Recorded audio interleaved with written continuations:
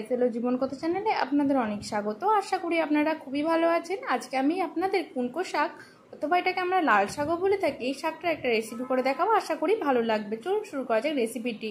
এই জন্য প্রথমেই মিক্সিং বোলের মধ্যে সর্ষে পোস্ত নিই, সেটাকে আমরা পেস্ট করে নিয়েছি অল্প পরিমাণে জল দিয়ে।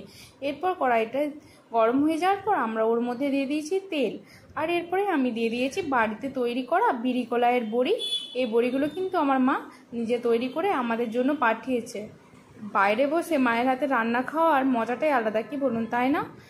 দেখুন বড়িটিকে আমরা লাল লাল করে ভেজে নিয়েছি, এরপর আমরা এটাকে নামিয়ে নিয়েছি। এরপর ওই তেলের মধ্যে আমরা প্রথমে দিয়ে দিয়েছি 5 ফোড়ন ও হিং। তারপরে আমরা যে যেরকম ঝাল খেতে পছন্দ করি সেই পরিমাণ বুঝেই কাঁচা লঙ্কা যোগ করে দেব। আমি এখানে 3টে কাঁচা লঙ্কা যোগ করেছি, আপনারা যে যেরকম ঝাল খেতে পারেন সেই পরিমাণ বুঝে আর লঙ্কার ঝাল বুঝে কাঁচা লঙ্কা বা শুকনো লঙ্কা যোগ করে দেবেন।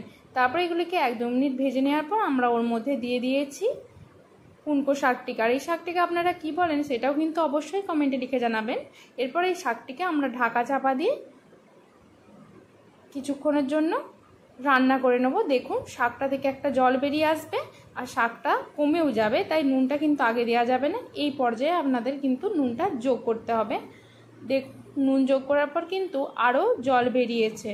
যখন এরপর দেখলাম শাকটা সিদ্ধ হয়ে গেছে, আমি কিন্তু এক্সট্রা কোনো জল যোগ করিনি, ওই শাকের থেকে যে জল বেরিয়েছে তাইতেই সেদ্ধ হয়ে গেছে।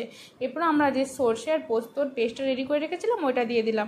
আপনারা চাইলে শুধু পোস্ত দিয়েও এটা কিন্তু করতে পারেন, আর যদি চান এর সঙ্গে আপনারা শুকনো লঙ্কাও যোগ করতে পারেন। আমরা এই কাঁচা লঙ্কা দিয়ে করলাম কারণ এটাতে একটা আলাদা ফ্লেভার আসে আর খেতেও খুবই সুস্বাদু হয়। এরপর পোস্তটাকে শাকের সাথে খুব ভালোভাবে মিশিয়ে নিয়ে 1-2 মিনিট ভালো করে ফুটিয়ে নিন।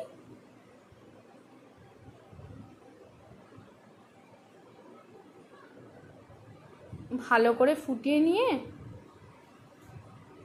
গ্যাসের ফ্লেমটা বন্ধ করে দিলেই এই রান্নাটা একদম রেডি। এই রান্নাটি হয়েও যায় অনেক কম সময়ের মধ্যে আর খেতেও হয় অনেক সুস্বাদু। যখন দেখবেন শাকটা ঠিকঠাকভাবে সেদ্ধ হয়ে গেছে তখন এরপর ওর মধ্যে আগে থেকে যে বড়িগুলিকে ভেজে রেখেছিলেন ওই বড়িগুলিকে যোগ করে দেবেন। ব্যাস রেডি হয়ে গেছে আমাদের শাক পোস্তটা। এবার পরিবেশনের জন্য একদম রেডি। এভাবে আপনারা একবার হলেও বানাবেন, আশা করি আপনাদের খুবই ভালো লাগবে। ভালো লাগলে লাইক, শেয়ার, কমেন্ট, সাবস্ক্রাইব করে স্নেহা এসেলো জীবন কথা চ্যানেলের পাশে থাকবেন। পরবর্তীতে নতুন রেসিপি নিয়ে আবার ফিরে আসবো। দেখুন বড়িটা কিন্তু লাস্টে যোগ করার জন্য বড়িটা আস্তেও আছে আর খেতেও ভালো লাগবে মুখে পড়লে।